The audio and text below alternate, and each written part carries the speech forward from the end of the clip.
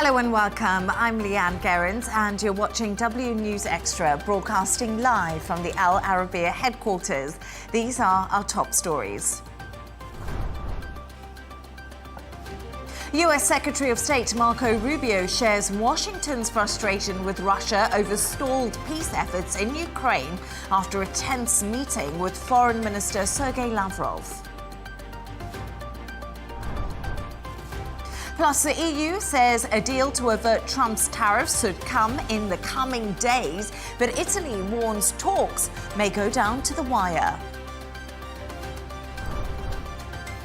And the UK and France have agreed on a new migrant returns deal aimed at cracking down on small boat crossings and people smuggling.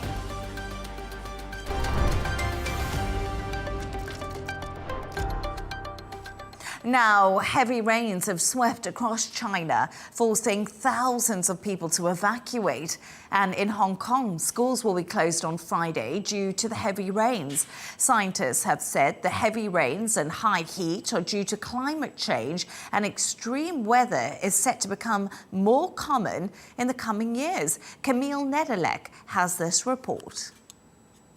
Vast swathes of China underwater. Floodwaters washed away cars in Shanxi province in the northwest.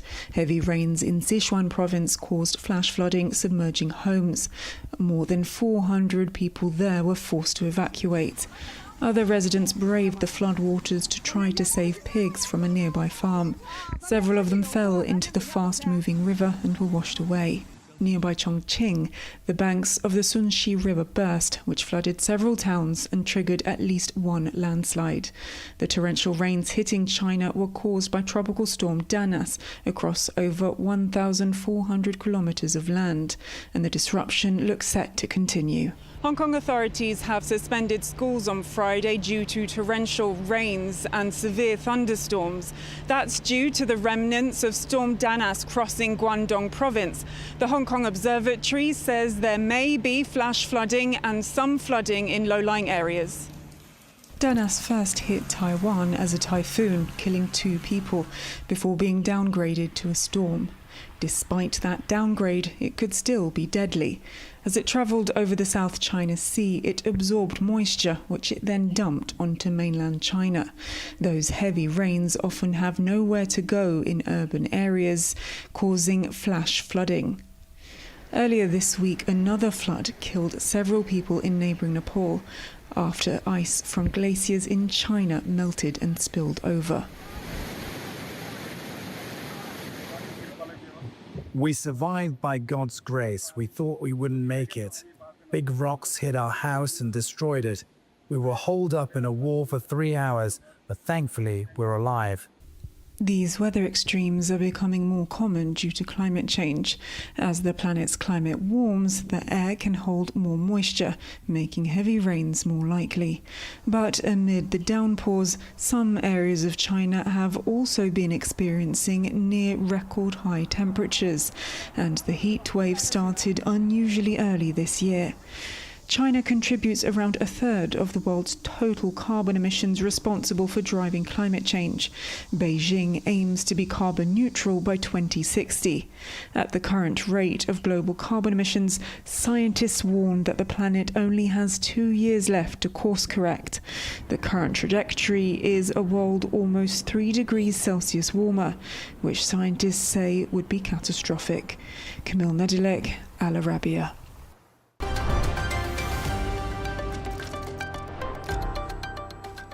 Now, China has placed 8 Taiwanese I do apologise. We're going to go to the news nib-out now. And Israeli forces killed at least 52 people in Gaza, including 8 children. That's according to Gaza's Civil Defense Agency. It came hours after Hamas announced its willingness to release 10 hostages as part of truce talks. A senior Israeli official has said a hostage release deal and ceasefire may be possible within 1 to 2 weeks.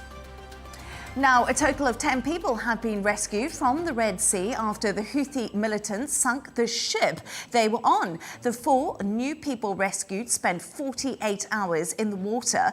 Another 11 are still missing. The sinking of Eternity Sea marks the second sinking this week by the Houthis, who say they are acting in solidarity with the Palestinians.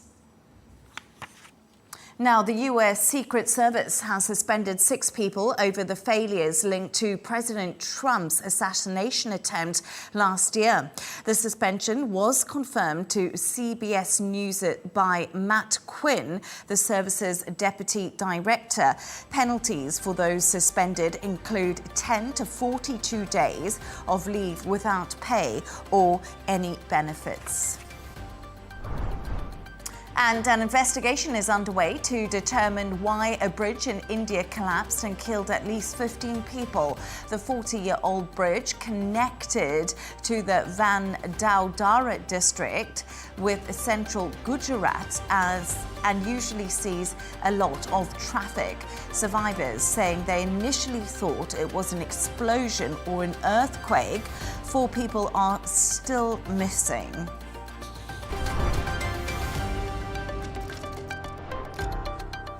Now let's take a look at the top business news. Dubai is set to debut a restaurant operated by an artificial intelligence chef. Woohoo is set to open in September in central Dubai, just a stone's throw away from the world's tallest building, the Burj Khalifa. For now, food at the restaurant will be assembled by humans, but everything else, from the menu to ambience to service, will be designed by a culinary large language model called Chef AI Man. Now, shares in the US maker of Kellogg's cornflakes have soared after reports that chocolate giant Ferrero is close to buying the firm for about $3 billion.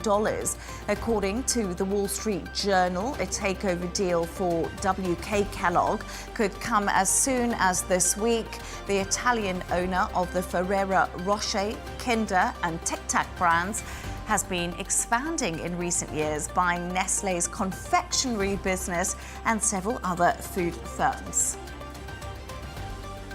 Let's go to all the sports news now, and it's day 11 at Wimbledon, and of course the semi-finals have arrived in the women's draw, but there has been a huge upset as world number 1 Aryna Sabalenka was beaten in 3 sets by Amanda Anisimova. Meanwhile, Iga Swiatek will battle out with Belinda Bencic for a place in the final. And now to baseball. The Milwaukee Brewers have beaten the LA Dodgers 3-2 to complete their first home sweep of the team in franchise history. Jackson Chourio single-homed the winning run in the 10th inning, handing the Dodger their 6th straight loss. The Dodgers will visit San Francisco on Friday.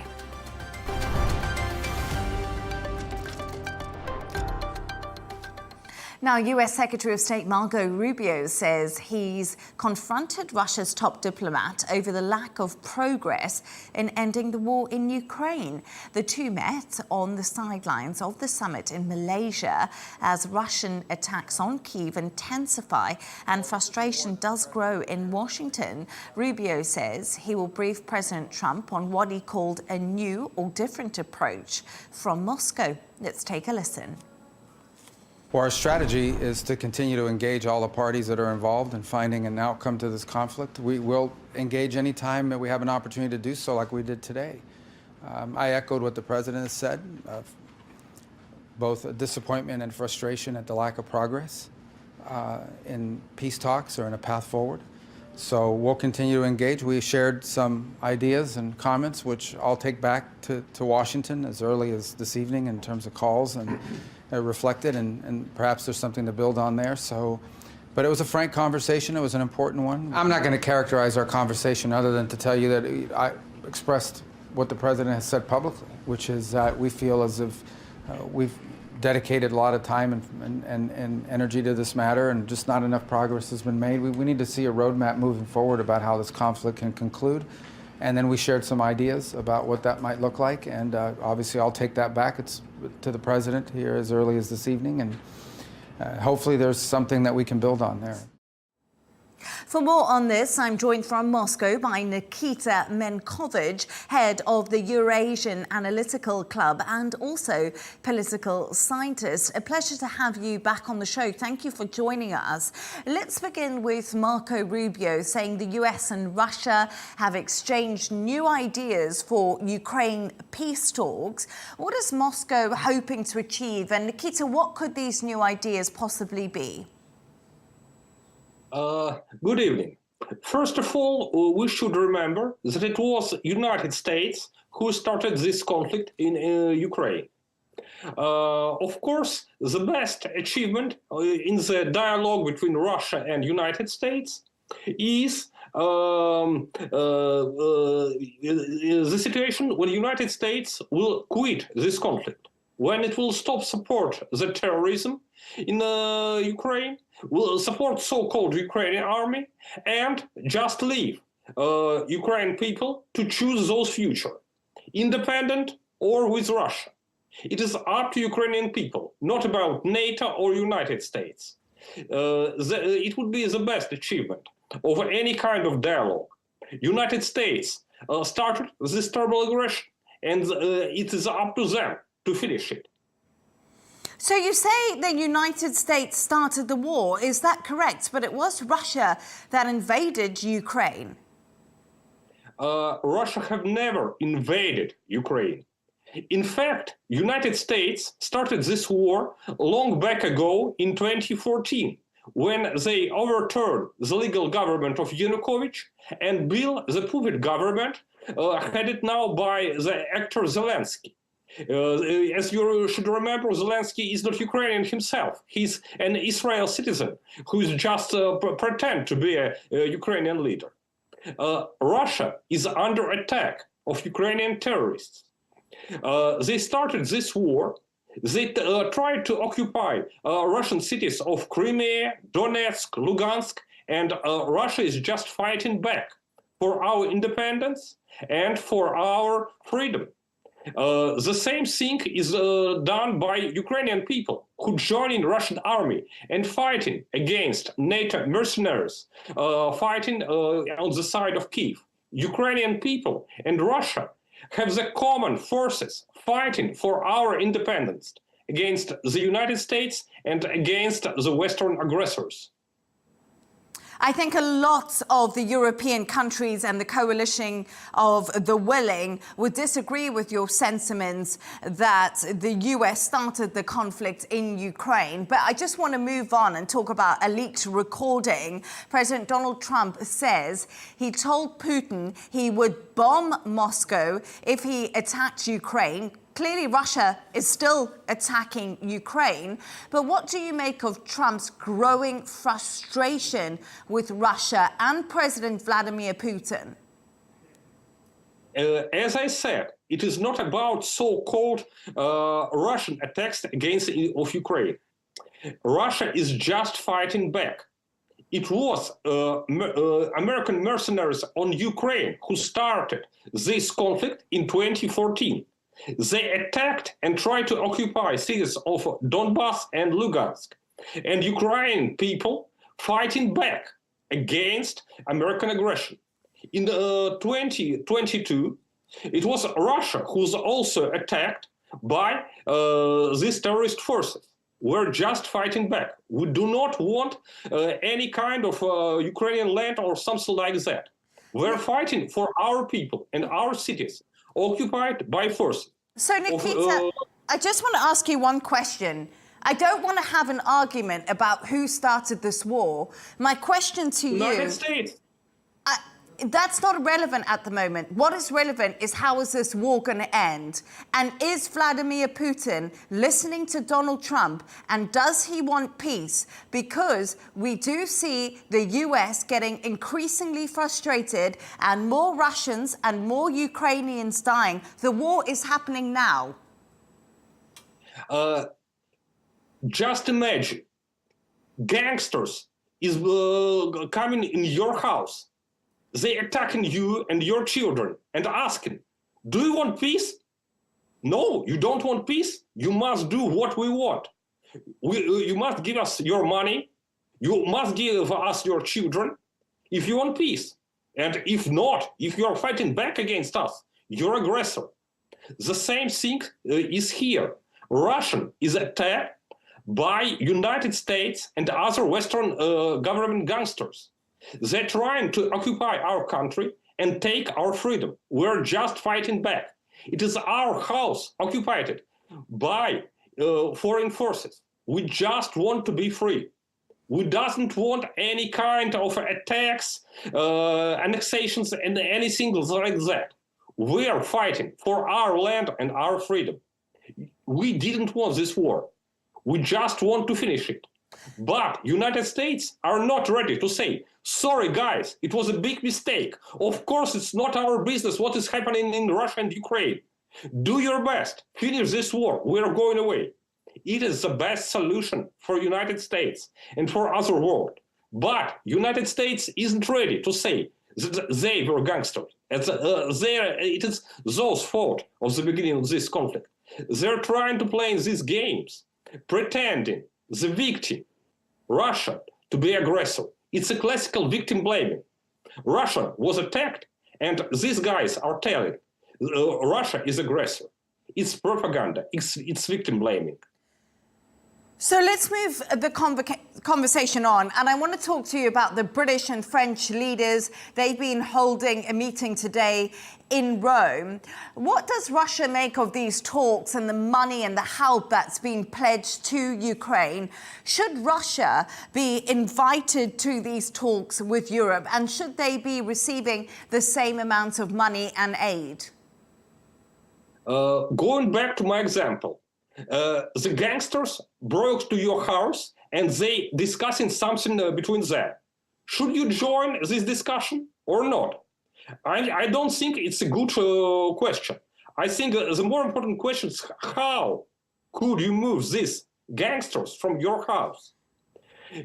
British and France took part in this terrible aggression against Russia. They spending those money, they spending those ammunition. In fact, they were sending those military officers to Ukraine to organize terrorist attacks against Russian people. Nikita, I just want to ask you one question. When we're talking here, I feel like we have to remember something. Ukraine recorded the highest monthly civilian casualties in 3 years. That was last month. 232 people were killed in Russian attacks. Why is Russia hitting residential buildings, vehicles and warehouses? And why, if they want to stop the war, are they still killing people in Ukraine? First of all, you're just repeating American propaganda. There is no real facts in your speech. Russia does not attack civilian population. We have no need to do this. Ukrainian people are our allies. We are fighting together against puppet government of Zelenskyy. What for? We need to kill our allies. We're attacking only military targets. It is Ukrainian terrorists who attacked civilian population in Bryansk, in Kursk, in other cities on the Russian territory. In fact, as I said, the war was started in 2014, and the main civilian casualties was on the territory controlled by rebels in Donetsk and Lugansk.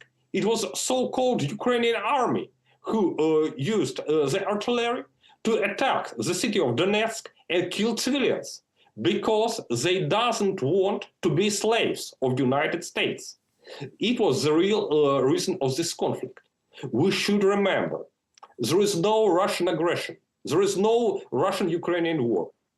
In fact, main territory of Ukraine, including the city of Kyiv, became American colony, controlled by the puppet government, supported by Western monies and Western mercenaries who are fighting against Russian and Ukrainian people. There is no Russian attacks and Russian aggression. We are fighting back our territory and our freedom. Many countries did the same. India, Algeria, other countries, they did their best to become independent, and they reached it. Now we are at the same situation. United States and other Western countries, Western corporations, want to take our freedom. Russian people and Ukrainian people who choose to be with Russia is fighting to be free, to be citizens and not American slaves. That's all we are talking about. Nikita Mendkovich, thank you. For more on this, I'm joined from Kyiv by Ukrainian MP Kira Rudik. Kira, thank you so much for joining us. So I've just been speaking there to Nikita Mendkovich. What did you make of his comments on Ukraine and Russia's stance on ending the war? I didn't feel like I could get a clear answer on what Russia actually wants. You see, Leigh-Ann, I don't know what is in the minds of people, probably like brainwashed by propaganda. The only thing I can do is perhaps invite Nikita to Kyiv to sit with me and my family in a bomb shelter where we spend every night under the dozens, hundreds of Russian drones that are simply attacking just like random buildings in the city, destroying and killing. In fact, last year there was a missile hit right near the home where I live, and it destroyed like part of my house, and I was inside. And I can assure you that there is no military target anywhere near I live.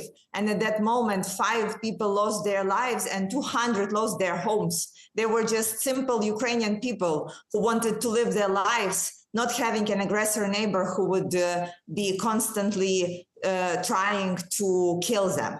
Another moment here is that we in Ukraine are open to all kinds of international spectators that can 100% prove that what we are saying is true, and who can stay here and observe the attacks that are happening by Russia. I think at this point, it should be clear to the whole world who started this war, and that Ukraine is simply trying to survive and defending ourselves. We made a democratic choice that we do not want to be a part of Russia. We don't want to have anything to do with Russia. We want to join European Union. This is our will. And the fact that Russia, you know, as a man who cannot just give up, that somebody doesn't want to be with them, is trying to get us back. It will not work, and especially it will not work in violence. And last but not the least, just recently, European Court of Human Rights made a finished verdict that Russia is guilty in taking down the MH17 plane that was going through Russian territory, and they were denying it for 10 years and saying lies all over, saying that that was not them. Right now, the truth is speaking. Finally, there is this conclusion. And again, we cannot be repeating Russian lies. The only thing we can do, what is in our hands, is get more weapons and supplies to push them back to where they came from and just have nothing to do with them. And Kira, you've explained to me what you go through in Ukraine on a day-to-day basis as this barrage of attacks from Russia does continue. We've seen the 4th conference happen today in Rome on rebuilding Ukraine, on reconstruction. What are you actually looking for when it comes to the outcome? If you had an ideal outcome, Kira, what would it be? There would be 3 tracks. The first track is obviously a military track. We hope that the meeting by President Zelenskyy and envoy Kiskelok would end up very well and will ensure that the American weapons will be supplied, and it will allow us to defend people in the peaceful cities, and it will allow us to survive another day. Second direction is, of course, humanitarian aid and reconstruction. As I have given you example of what happened near where I live, it means in just 1 second, we faced the situation when we had rebuilt homes for 200 people who lost their apartments. And these attacks are happening every single day throughout Ukraine. And this is why we do not need funds to build some futuristic cities or some new infrastructure. We simply need a way to rebuild homes for people who lost them. And third direction is, of course, confiscation of Russian assets and making sure that they are used for rebuild, but also for defense of Ukraine. We are talking about $300 billion that are being stored in Belgium depository Euroclear that is under the sanctions right now. They are frozen, but what we need to do is go ahead and freeze them and confiscate and use them for the sake of Ukraine, the country that is defending itself, to cover the expenses that our partners are having. So it will not come out of pockets of the taxpayers. It will come out of pocket of Russia, who started the war and who needs to be taken responsible for it.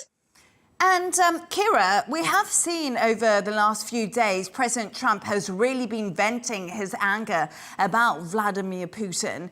Why has he made this U-turn over Ukraine? If we look at it, because now we know that you're going to be getting more defensive weapons from the US after these plans were stalled. But do you think that the US just isn't going far enough and they should place sanctions on Russia? So, of course, we hope that the next step is in sanctioning Russia. Because if you look at it, Russia, China, Iran and North Korea, they're working together and they are trying to take down the United States from being a leader of democratic world.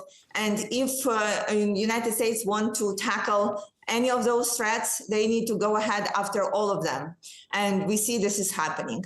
I think this U-turn in the attention and in the strategy that the United States have happened because basically Putin publicly offended President Trump. He gave him a public slap after launching the most massive attack on Kyiv right after the call by President Trump. Look, President Trump was really trying to give Putin a hand. He took it out of this pariah situation where nobody was calling Putin, nobody was talking to him ever. Like he couldn't even travel to the most of the countries because nobody wanted him. President Trump said, okay, well, I will try to resolve it. And he basically opened this situation for Putin. And instead, rather than trying to solve, to agree to ceasefire or doing like whatever, Putin was doing these steps and he was doing them publicly, where he was not only showing to President Trump that he doesn't respect him, but also to all the other leaders of the world. And I do not think that this is what President of the United States can take or can take lightly. So I think the steps moving forward, we will see more pressure put on Russia, not only with the sanctions, but actually with the steps in arming Ukraine and perhaps with breaking the ties that Russia right now has with their allies.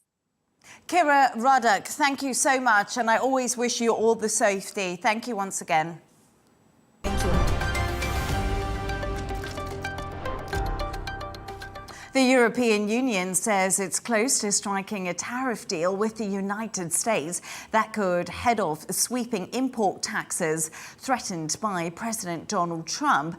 Talks have intensified ahead of an August the 1st deadline, with officials warning that the negotiations remain complicated and could go down to the wire. A deal would mark a major breakthrough in relations between Washington and Brussels, but Trump also announced higher tariffs on other key allies if no agreement was reached. For more on this, I'm joined from London by Economist Laurie Laird. Laurie, a pleasure to have you on. Hello, Leigh-Ann. Hello. So let's get into all of this tariff shenanigans that's been going on. America. How long do you have? Not very long, sadly. Wish we had longer. But let's start off with America's single biggest trading partner, the European Union. It says it is working to reach a trade deal with the US.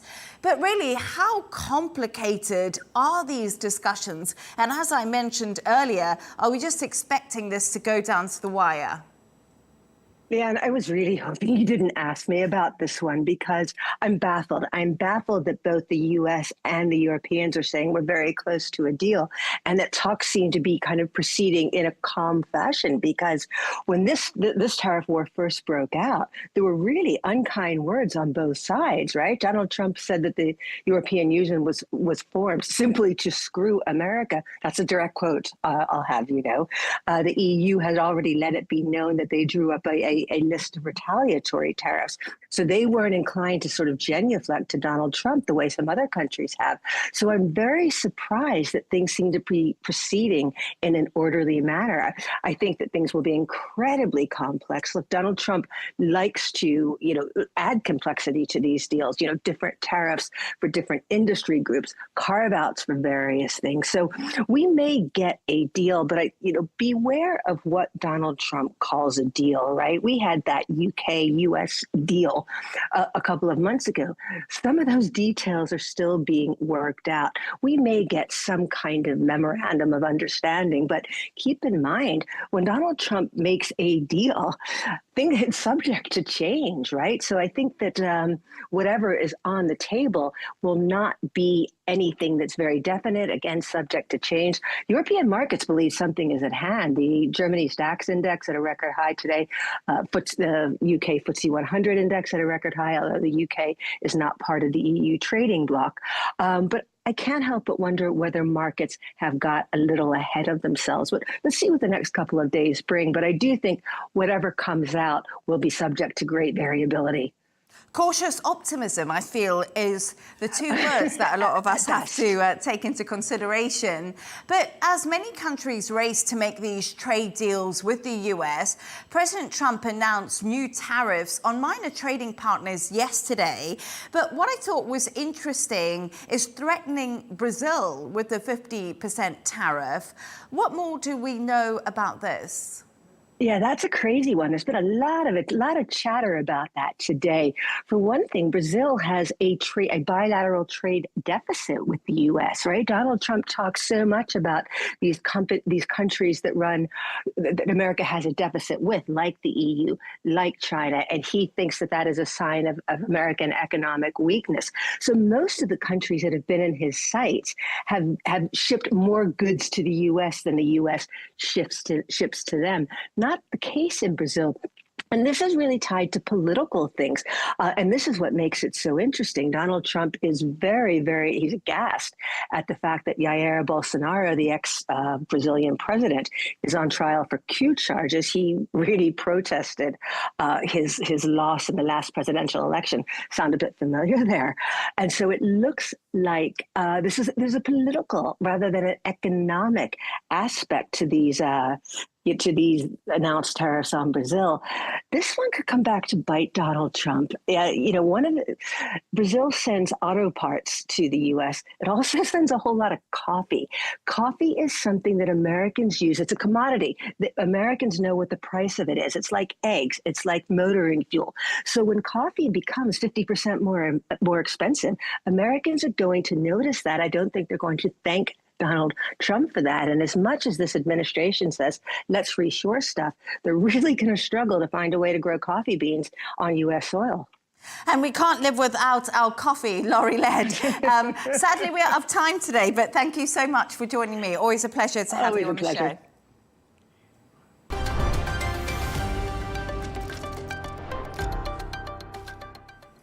Now, UK Prime Minister Keir Starmer and French President Emmanuel Macron say they are united in tackling dangerous channel crossings and have announced a one-in, one-out pilot scheme to tackle them. Starmer said the scheme will come into force in a matter of weeks. For more on this, I'm joined by our correspondent, Ollie Barrett. Ollie, absolute pleasure to have you on the show. How significant is this announcement by Emmanuel Macron and Keir Starmer?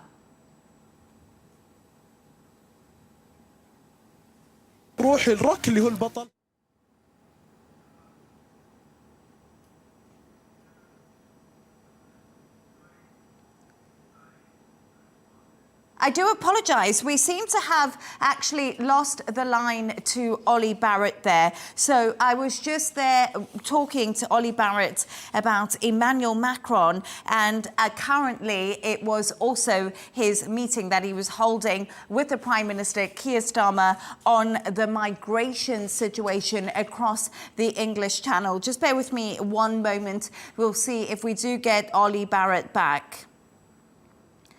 So I'm not sure, but I just want to talk you through a little bit of those details. The UK and France agreed a groundbreaking migrant return pilot plan that was announced today in London by Keir Starmer and Emmanuel Macron to return migrants who arrive in Britain by crossing the Channel on small boats. Something that we heard from the Prime Minister Keir Starmer. So there has been an agreement reached with France. I'm sad that we cannot bring you Ollie Barrett there because we have had some connection problems on the line. Apologies for that, but let's get a reminder of our top stories. Rubio shares Washington's frustration with Russia over stalled peace efforts in Ukraine after a tense meeting with Sergei Lavrov. EU says a deal to avert Trump's tariffs could come in the coming days, but Italy warns talks may indeed go down to the wire. And the UK and France have agreed on a new migrant returns deal aimed at cracking down on small boat crossings and people smuggling. And that's all from us on W News. Don't forget to subscribe to our YouTube channel and, of course, follow us on X. Counterpoints with Melinda Nusafora is coming up next. Plus, we'll be back in a couple of hours with W News Extra. Goodbye and thank you for joining us.